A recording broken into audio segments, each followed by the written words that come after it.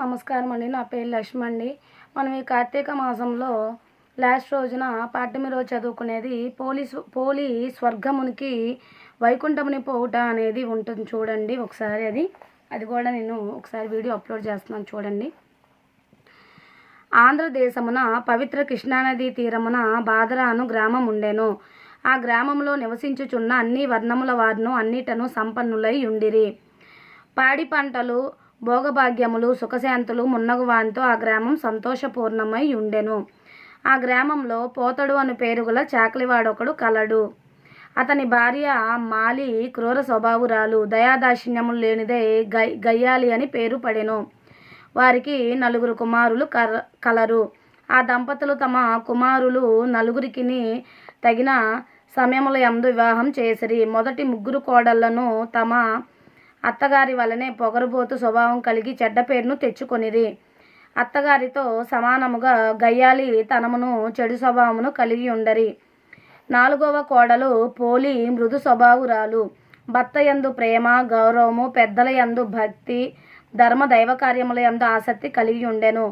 ఊరి వారి బట్టల మాలిన్యమును పోగొట్టి స్వచ్ఛతను కలిగించు పోతడు మాత్రము తన కుటుంబ సభ్యుల దుష్ట స్వభావముచే నేర్పడిన తన కుటుంబంలోని మాలిన్యమును పోగొట్టలేని స్థితిలో నుండెను. దీనికి తోడు వాని నిర్ధనత్వము కూడా వాణ్ణి బాధించుచుండెను. చిన్న కోడలైన పోలిని తన భార్యగు మాలి మిగిలిన కోడళ్ళు దూషించుట, బాధించుట గమనించియు నిస్సహాయుడై ఊరకుండెను. అత్తయ్యగు మాలి మిగిలిన తోడి కోడళ్ళు ఇంటి పనులన్నిటినీ పోలిపై వదలిరి.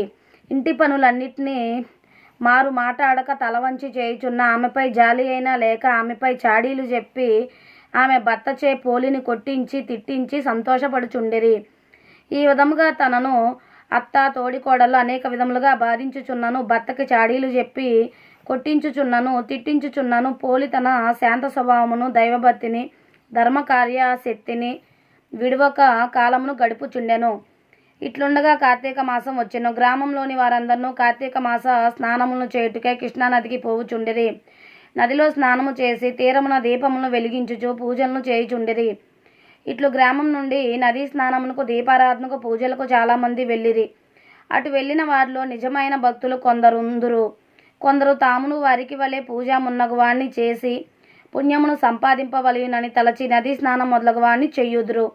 మరికొందరు తామును మిగిలిన వారి వలె చెయ్యంచో బాగుండదని వచ్చి మిగిలిన వారి వలె నదీ స్నానమును ఆచరింతురు.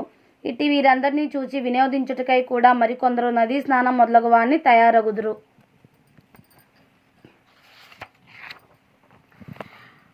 పోలి అత్త మాలి అను ఆమె కోడళ్ళు 3 పోలిని ఇంటి వద్ద నుంచి నదీ స్నానమునకు వెళ్ళిరి. ఇంటి పని బాధ్యతను పోలికి అప్పగించి నదీ స్నానమునకు పోయి స్నానము, దీపారాధన మున్నగువాణ్ణి చేయినప్పుడు మాలి మున్నగు వారి దృష్టి దైవంపై, దైవకార్యంపై లేదు. మనసును చేయు పనిపై నిలపలేదు.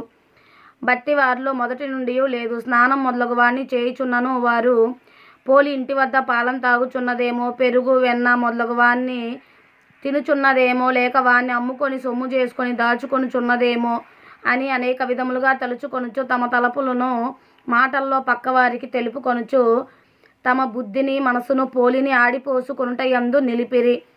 వారి శరీరములు, అవయములు నదీ స్నానమును, దీపారాధనమును, దైవదర్శనమును చేయుచున్నవి. వారి కేవలము పోలికి చెందిన పరధ్యాసలో మనసును, స్నానము మొదలగు వానిలో శరీరములను, పోలిని నిందించుట్లో మాటలను నిలిపిరి. ఈ విధంగా కార్తీక మాసమును కృష్ణాతీరమున వారు గడిపిరి. వ్రతోద్యాపనకై మార్గశిర శుద్ధ పాడ్యమి నాడు కృష్ణాతీరమునకు చేరిరి. ఇక ఇంటనున్న పోలి నిస్సహాయరాలు. అత్తగారితో తోడికోడళ్లకును సమాధానమును కూడా చెప్పలేని స్థితిలోనున్నది. భర్తయును తన తల్లి మాటలను, వదిలిన పలుకులను వినును, నమ్మును. తనను పోలి పట్టించుకొనడు. నదీ స్నానము, దీపారాధన మున్నగువాణ్ణి చేయవలెనని ఉన్నను. ఇంటి బాధ్యతకు బంధితురాలైన ఆమె తన భక్తిని, నదీ స్నానాదుల యందలి కోరికను, దైవధర్మ కార్యశక్తిని తనలోనే దాచుకొనెను. అత్తకు తోడికోడళ్లకు సమాధానం చెప్పలేదు. తన్నొక సాటి జీవిగానైనా తలచని మానవత్వమునకేమి చేయును? అప్పుడు ఆమె నిస్సహాయ రీతిలో ఇంటి బాధ్యతలను, ఇంటి పనులను చెయ్యుచు ఇంటిలోనే ఉన్నదై తన మనసులో ఇట్లనుకొనెను. దీనరక్షణ గోవింద జనార్దన స్వామి దీనబంధు, నేనేమి చేయగలను? అసత్తురాలను, నిస్సహాయురాలను. నా అత్త తోడికోడలు నన్ను విడిచి నదీ తీరమునికేగి స్నానము దీపారాధన మున్నగువాన్ని చేయుచున్నారు. వారి వలె నాకును పుణ్యమును సంపాదింపవలేను, భగవంతుని పూజింపవలేను అని ఉండునని భావింపకపోయిరి. నేనేమీ చేయలేకున్నాను. పవిత్ర నదీ స్నానము లేదు, స్ఫూర్తినిచ్చు దీపారాధన లేదు, మనసునకు ప్రశాంతతనిచ్చు దైవదర్శనము, పూజ, పురాణ శ్రవణము ఏమీను లేవు. ఏమి చేయుదును? నాకెట్టి గతి కలుగునో కదా, నేనెంత దురదృష్టవంతురాలను అని ఆమె బహువిధములుగా విచారించెను. తన మనసులో భగవంతుని ధ్యానించుచునామె తన పరిస్థితికి లోబడి ఇంటిలో కుండలో ఉన్న నీటితో స్నానమాచరించెను. చినిగిన వస్త్రమును ధరించిన ఆమె తాను ధరించిన జీర్ణ వస్త్రం యొక్క అంచును చించి వత్తిగా చేసెను.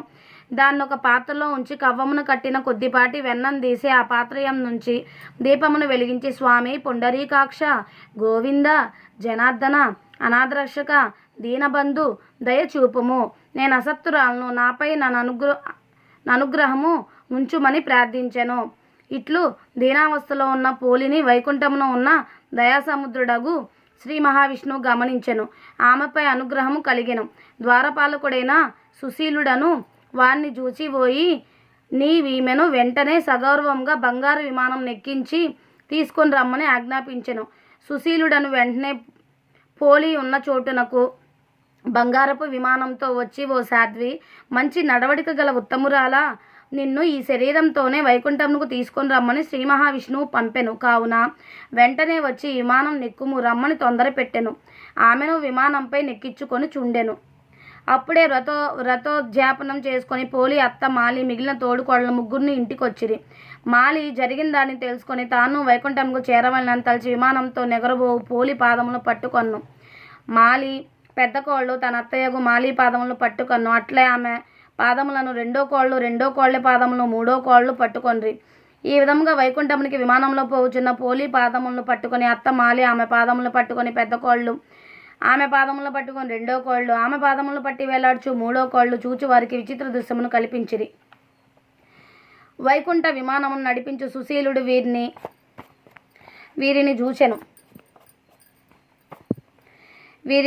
చూచెను. వారు పోలిని పెట్టి బాధలను గుర్తుకు తెచ్చుకొను. శ్రీ మహావిష్ణువు మాటలను పోలిపై ఆయనకు కలిగిన దయను గమనించను. మీరు మంచివారు కారు. పోలి చూచి అసూయపడి ఆమెను బహువిధములుగా బాధించిరి. మీరు దుష్టులు. మీరు నదీ స్నానము, దీపారాధనము, దైవదర్శనము, పూజా, పురాణ శ్రవణం ఉన్నగవాన్లో పాల్గొనను మనసులో పోలిని దూషించుచు పాలు, పెరుగు, నెయ్యి మొదలగు ఇంటి విషయములను తలచిరి. పోలిపై అసూయపడిరి. కావున మీరు దుష్టులు. మీరు వైకుంఠమునకు రాదగిన వారు కారు. కుంభీపాకం మొదలగు నరకములే మీకు తగినవి. అచ్చటకు పోండని సుశీలుడు పలుకుచు చేతిలో ఉన్న కత్తితో మాలి చేతులను నరికెను. అప్పుడు మాలి ఆమె కోడలను ముగ్గురును కింద పడిరి. సుశీలుడు మిక్కిలి ప్రేమాదరణతోనూ మహావైభవంగా పోలిని వైకుంఠమునకు తీసుకొని పోయెను. ఈ విధంగా పోలి శ్రీ మహావిష్ణువు దయకు పాత్రాలైనది. పోలి వృత్తాంతం వలన నీ కింది విషయములు గమనింపదగి ఉన్నవి. భగవంతుని యందు నిర్మలమైన భక్తి ఉండవలెను. ఆ భక్తిలో తన్మయత్వం ఉండవలెను. పూజలోని ఆడంబరములు కానీ, పూజ చేయువారి ఆడంబరం కానీ భగవంతుని మొగమాట పెట్టవు. ఇతరులను చూచి అసూయ పొట్ట వారిని బాధించుట భక్తులైన వారికి ఉండరాదు. అట్టివారు మాలి మొదలగువారు. పరిశుద్ధమైన భక్తి మాత్రమే నిరాడంబరమైనను భగవంతునికి ప్రీతి కలిగించును. దిక్కులేని వారికి దేవుడే దిక్కు. కావున మనలో ప్రతి ఒక్కరును అసూయాద్వేషములను విడిచి నిర్మలమైన భక్తితో ఉన్నంతలో యథాశక్తిగా భగవంతుని చేయుటకు పోలి వలె యత్నింపవలెను. మాలి మున్నగవారు సంసారంలోని మాయకు గుర్తులుగా కాగా, పోలి నిర్మల నిశ్చల భక్తికి ప్రతీక. అట్టి భక్తికి కులము, సంపన్నత మున్నగునివి లేవు. మనమును అట్లగుటకు యత్నించుట మంచిది. సర్వే జనా సుఖినో భవంతు. లోకా సమస్త సుఖినో భవంతు. ఓం శాంతి శాంతి శాంతి.